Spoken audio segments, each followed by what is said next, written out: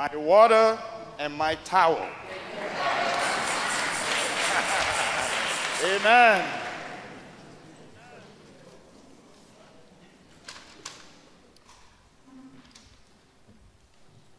I don't know where to begin because all these three readings are so rich. They're so rich, you can take any of them. The first reading, the second reading, and the gospel. But I want to start with St. Paul in the second reading. He used the human body to discover the secret of God for creating the world in diversity. The secret, why God created us red, blue, yellow, green, white, black, whatever you want. Why God did that? Why difference in the first place?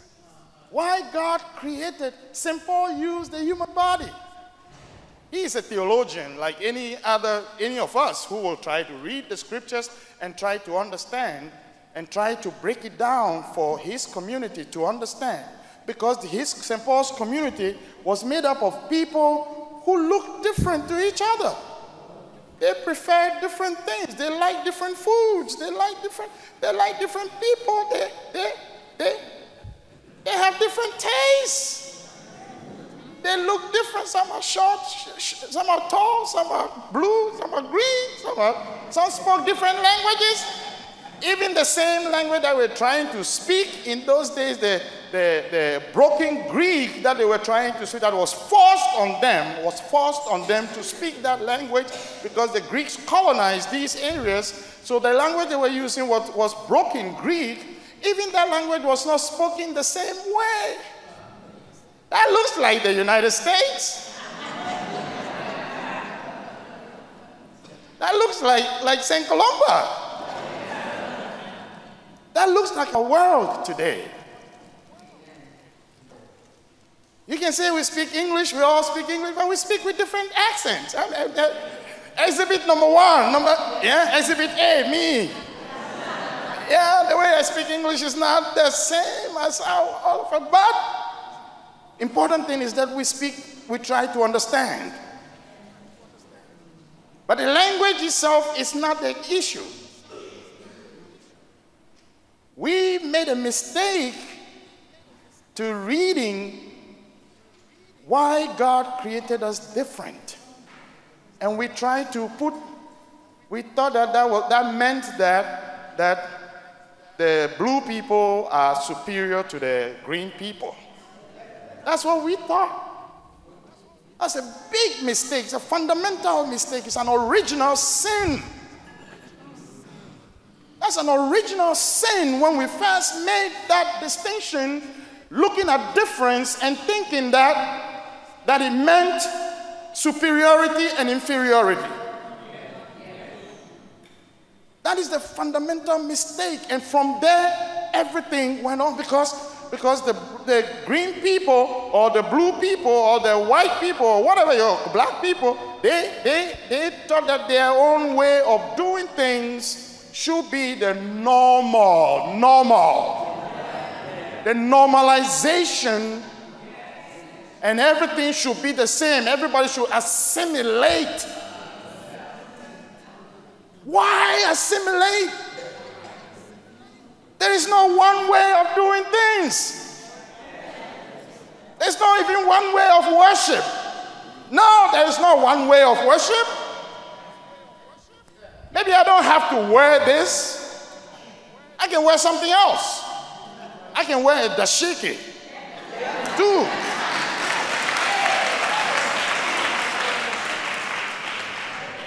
Or I can wear a suit and tie too. Yeah. You know where I'm going with that? No, we changed this thing and we couldn't find. So St. Paul is trying to break it down for us to understand the secret, the reason why God made us. The reason why there are people in, the reason why we have South America, North America, all nations, different nations. It is not a question of superiority and inferiority. It is that God actually wants us to appreciate difference. To come to know how beautiful God is, that God, you have all these colors all together in God. They're all part of God. And it is beautiful. It is beautiful. It's beautiful to have cultures all come together. You look at culture. I mean, if you study cultures, you are amazed. You are amazed how different these things are. But you come to discover the value of somebody's culture. You are like, you are full. You get a bigger picture. You come to know what God is. That God is bigger than your little closet. No, God is bigger than that. And St. Paul is trying to break that down. And I want you to know our experience every month when we come together, we say we're celebrating Black history. I have always said here that Black history, we should understand what we're doing. Black history is not just something that somebody did some time ago, what year, what day. History is not about that. History is about how people did things, how people live their life, their values by which people live by. How people, and Black culture, Black history is a Black way of survival. The secrets by which Black people survived, which has something to do not with this one. Black does not mean this. I don't even know what this is. This is blue? Is it black? It doesn't tell you anything about me.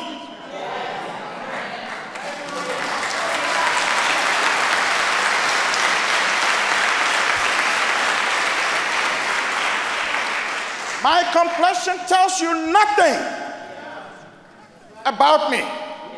You need to live with me. Then you will know who I am.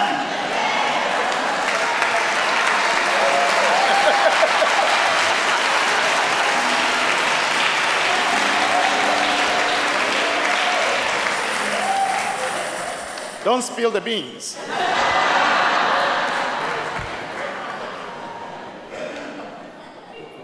As Dr. King will say, it is not the color of their skins, but the content of their character.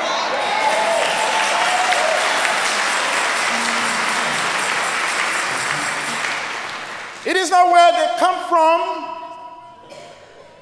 It is not where they live.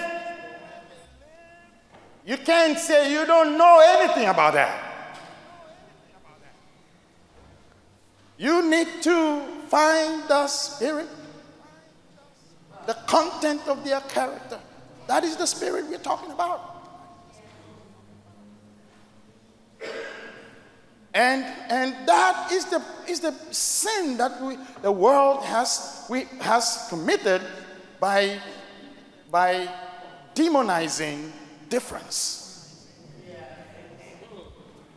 Make difference. Oh, this is different. It look different from me. Oh yeah, what are you going to? You're going to eat goat? Ah! Oh yeah, he's alligator. Oh no, what is that? Oh yeah. And then we project that to everything that a person does is bad, or his way of doing it, or his taste, or his feelings are not part of the human. We take it out of the human, but God created that. Oh yeah, you same sex. Oh. And we do that. We do that. Even though we don't know everything about what the human being is. We don't know. We are still learning. Black culture helps us. It is a culture of survival. When we scoop the things in the past about what our ancestors did, which were relegated to the corner.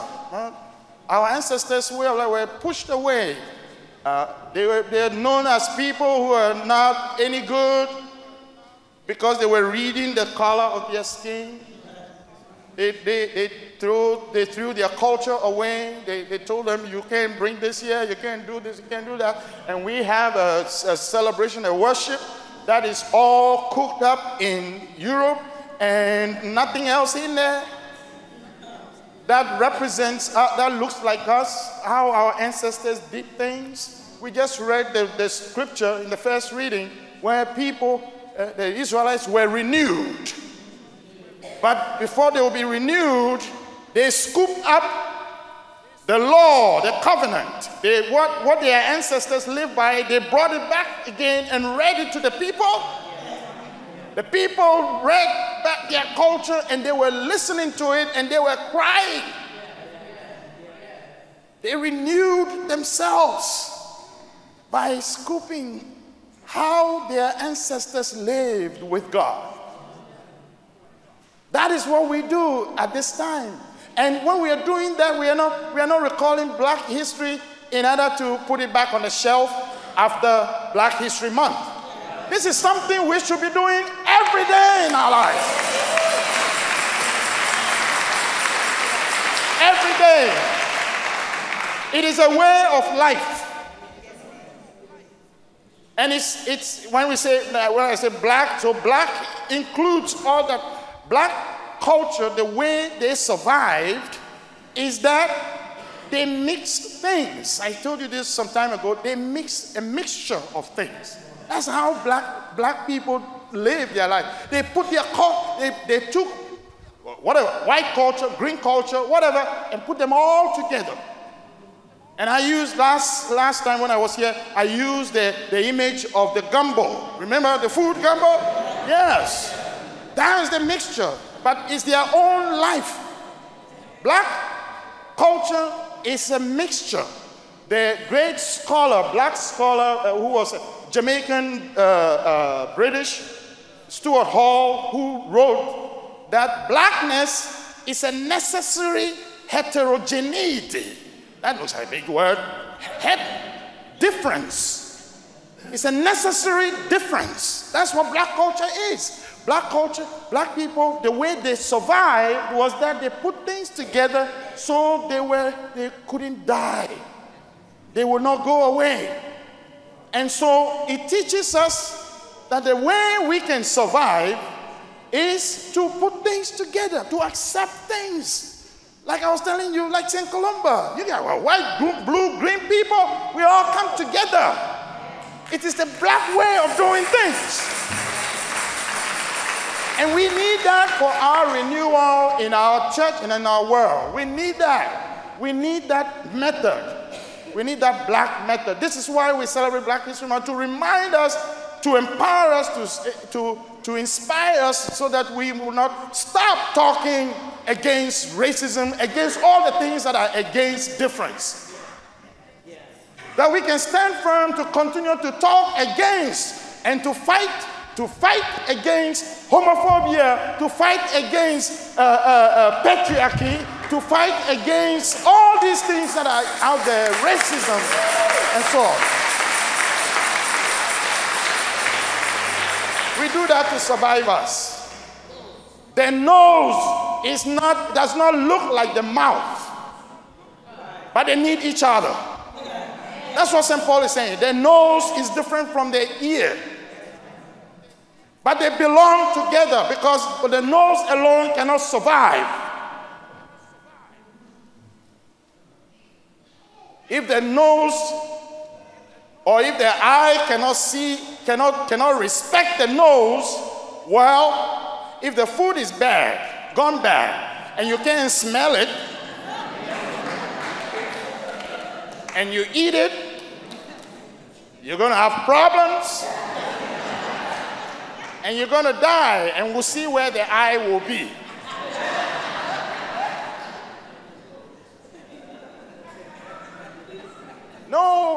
but they don't look the same. That's St. Paul's wisdom. That's St. Paul's metaphor. And that's what black history tells us. Put them together.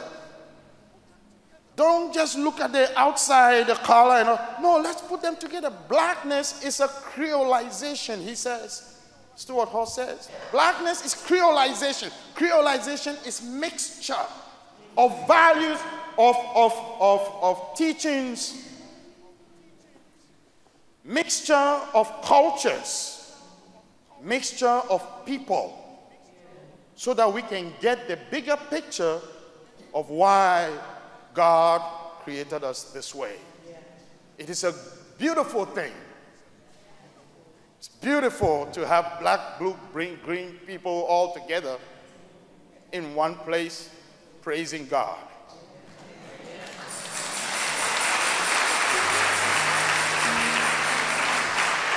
Now, the last thing I want to leave with you is this. When we see these things going on in our world, we see this demonization, this ostracization of people from our community and trying to make our community one particular culture. When we want to fight these things in our world, sometimes, or many times, we approach it as if the problem is out there and we are the ones going to solve the problem. And our bishops just did that recently with the pastoral letter against racism. If you read that letter, they say nice things, but the core of it is not deep enough. Because they come to the conversation as though they talk against, you want to talk against Trump, you want to talk against the nation's structures and things like that. But have you forgotten that it's in our home?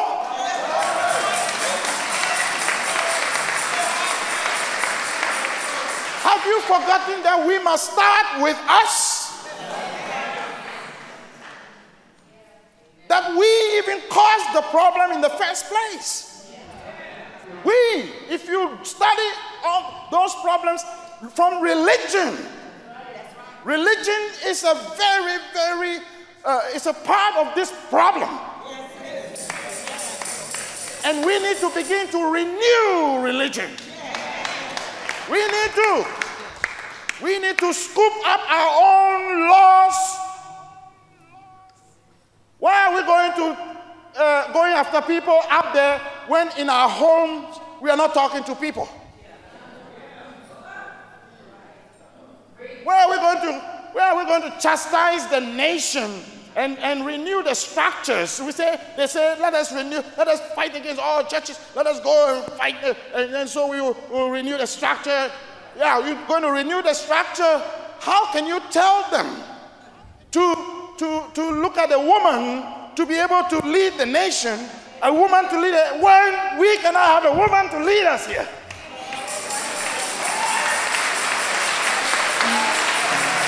Tell me where you will go with that. Tell me how you can be convincing. We cannot. So we need to do like the first reading. We need to scoop up the covenant again. We need to scoop up our teachings too. We need to scoop up these things too and renew them. We cannot go on. We cannot change anything when we are not looking in our own backyard. You got a lot of people who we are going to change the world, we're going to help them, we're going to do, and you go to their homes, and people are not talking to each other. How are you going to bring peace out there? So when the Spirit of the Lord is upon me to bring liberty to captives, no, not yet. The Spirit is upon me to bring liberty to me first.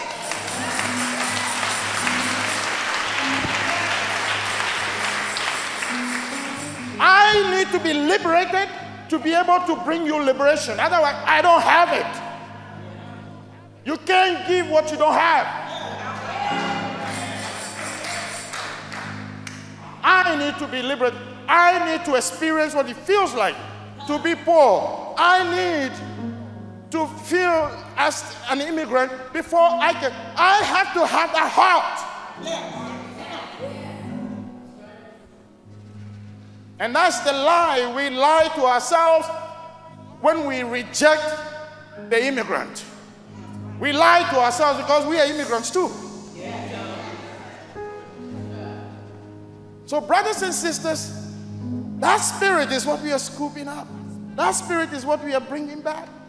That it will inspire us to go on. Once we clean our own house, then we can go forth, because actions speak louder than words.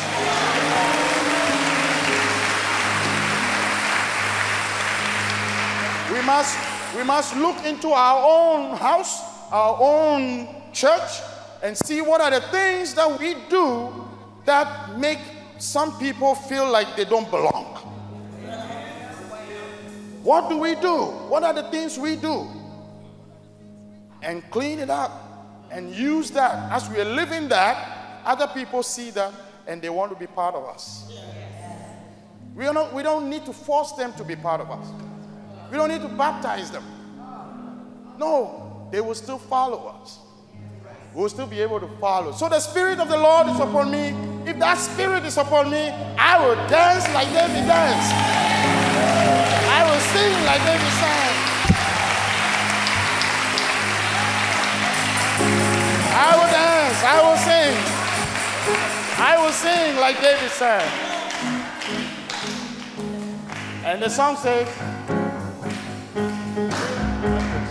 of the Lord is upon my heart, I will sing like David sang. Yeah, when the Spirit of the Lord is upon my heart, I will dance like David danced. Yeah, yeah,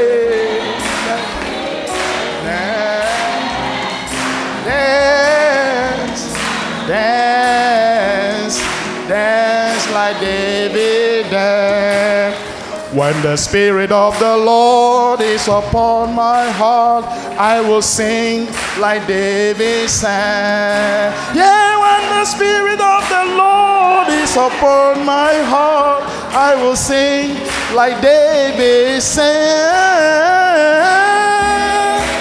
Yeah,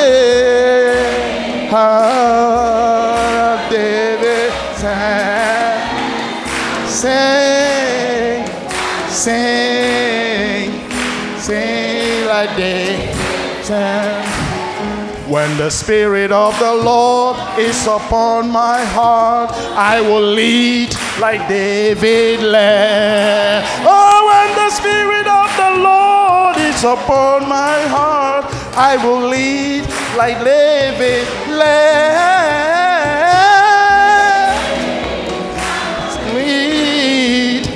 Lead like David led. I will lead. I will lead like David led. When the Spirit of the Lord is upon my heart, I will follow like David followed. Yeah, when the Spirit of the Lord is upon my heart, I will follow like David followed. I will follow that David followed. I will follow that David. One more time. When the Spirit of the Lord is upon my heart, I will worship as David worshiped. Oh, let the Spirit of the Lord is upon my heart, I will worship like David worshiped. Yeah, yeah, David worship. I will worship like David was. I will sing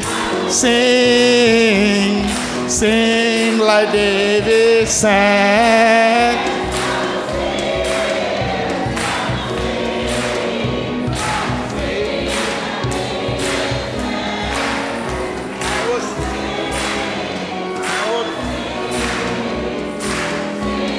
Like David sang.